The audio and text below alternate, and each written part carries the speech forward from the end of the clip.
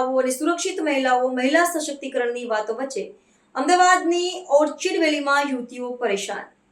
સરકાર બેટી બચાવો બેટી પઢાઓના નારા લગાવે છે અને અમદાવાદને દેશનું સૌથી સુરક્ષિત શહેર જાહેર કરે છે। ત્યારે અમદાવાદના શેલા વિસ્તારમાં આવેલી ઓર્ચિડ વેલી સોસાયટીમાં ચાલી રહેલી દાદાગીરી જોઈને લાગે છે કે આ બધા નારા અને દાવાઓ માત્ર કાગળ પર જ સારા લાગે છે। આપણા નેતાઓ અને અધિકારીઓ મોટા મોટા સમારોહમાં મહિલા સશક્તિકરણની વાતો કરે છે, પણ વાસ્તવિકતામાં મહિલાઓને પોતાના ઘરમાં પણ અસુરક્ષિત અનુભવ કરવો પડે છે। ઓર્ચિડ વેલીમાં પીજી અને ભાડે રહેતા યુવકોની દાદાગીરી એટલી વધી ગઈ છે કે મહિલાઓ ત્રાહિમામ પોકારી ગઈ છે। આ યુવકો અર્ધનગ્ન થઈને ગેલેરીમાં ફરે છે, મોડી રાત સુધી મોટે અવાજે પાર્ટીઓ કરે છે અને મહિલાઓ સાથે ગેરવર્તન કરે છે।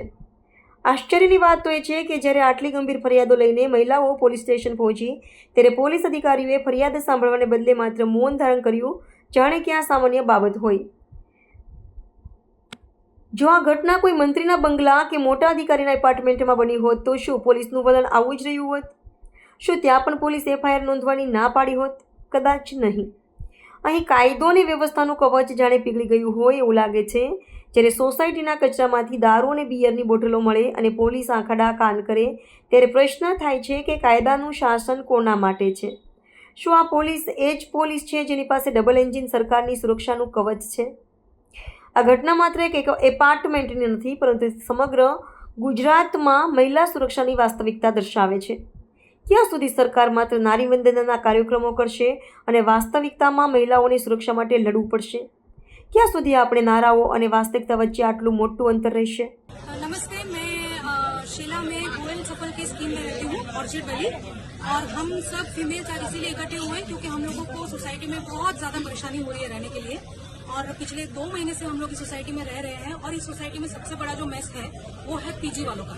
तो जो बैचलर्स हैं, बैचलर लड़के, स्पिंस्टर या बैचलर लड़कियां जो है अनमैरिड, ये लोग यहाँ पर पूरी भीड़ इकट्ठा करके रखा हुआ है और ओनर्स ने हमको बिना पूछे ये वाला जो फ्लैट्स है उनको रेंट पे दिया हुआ है, ज्यादा पैसे मिले उसकी वजह से। बट आज हमको ये पता चल रहा है कि ये लोग अंदर नशा करते हैं, गांजा पीते हैं, दारू पीते हैं, ये सब नशा करके वो लोग स्विमिंग पूल में भी कूदते हैं 11 साढ़े 11 बजे रात को। और फिर लेडीज को भी वो छेड़ती करते हैं। अगर हम कुछ बोलने की कोशिश करते हैं तो वो उल्टा हमको धमकी देते हैं। कुछ लड़कों ने तो हमको कल भी मेरे को खुद पर्सनली धमकी दिया और ये भी बोला कि तेरे को बाद में देख लेंगे, तेरे को बाद में देख लेंगे। और हमको किसी चीज का सपोर्ट नहीं मिल रहा। हम पिछले 1.5-2 महीने से बहुत पोलाइटली ओनर्स के साथ बात करने की कोशिश कर रहे हैं, बट हमारी बात कोई ओनर नहीं सुन रहा है और न ही अपने टेनेंट्स को भी वो ओनर्स बचाने के लिए नहीं आ रहे हैं। ऊपर से हमारे ऊपर वो लोग एलिगेशंस लगा रहे हैं, जबकि हमारे बच्चे भी फंसे हुए हैं, हम फंसे हुए। We ladies are really facing danger by staying in the society. अगर आपको आगे सुनना है तो बाकी लेडीज से सुन सकते हैं। हम लोगों को धमकी दे रहे हैं, નમસ્કાર, જય હિન્દ, જય ભારત। હું યુવરાજસિંહ જાડેજા। ગુજરાતનું જેને સૌથી સેફેસ્ટ સિટી કહેવામાં આવે છે એવા અમદાવાદ વિસ્તારમાં જે સેલા છે એ સેલાના ઓર્ચિડ વેલી એપાર્ટમેન્ટની અંદર એક ગંભીર ઘટના સામે આવી છે કે ઓર્ચિડ વેલીની એપાર્ટમેન્ટમાં જે પીજીના જે યુવાનો જે છે, જે બિન અધિકૃત રીતે જે પીજી ચાલે છે એના જે યુવાનો જે છે એના દ્વારા રહીશોના જે કહી શકાય માતા બહેનો જે દીકરીઓ છે એની સાથે ખૂબ જ અભદ્ર વ્યવહાર કરવામાં આવે છે, અભદ્ર વર્તન કરવામાં આવે છે, શારીરિક રીતે હડપલા કરવામાં આવે છે। અને એ બહેનો દીકરીઓએ એ વિસ્તારનું જે પોલીસ સ્ટેશન છે એટલે કે બોપલ પોલીસ સ્ટેશન, એ બોપલ પોલીસ સ્ટેશનની અંદર જઈ અને ત્યાં રાડો પાડી પડી, ચીસો પાડી પડી કીધું ભાઈ આ વ્યક્તિઓ વિરુદ્ધ તમે ફરિયાદ નોંધો અને એ ગુનેગારોને તમે સજા આપો। ત્યારે આ વાત પોલીસ સ્ટેશનમાં કરવામાં આવી તો એ પોલીસ સ્ટેશનમાં ઉચ્ચ અધિકારીઓ દ્વારા આ મહિલાઓની ફરિયાદ લેવામાં નથી આવતી।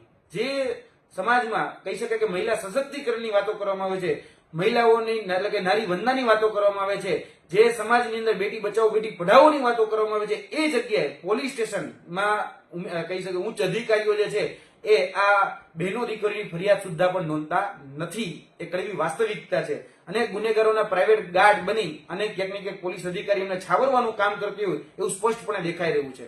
અને માની લે કે આ ઘટના કદાચ એમએલએ ક્વાર્ટરમાં બની હોત, માની લે કે આ ઘટના કદાચ જે પોલીસના જે ક્વાર્ટર હોય એમાં બની હોત તો શું એ પોલીસ ફરિયાદ ન નોંધત?